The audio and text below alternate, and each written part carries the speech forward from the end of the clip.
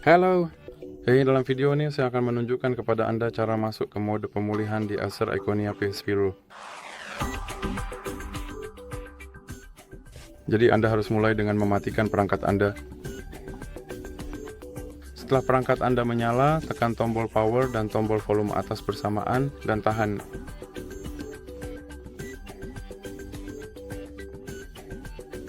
Dan sekarang saya sudah berada di mode boot, dan dari sini Anda harus memilih mode pemulihan dan kemudian tekan tombol volume bawah untuk memilih.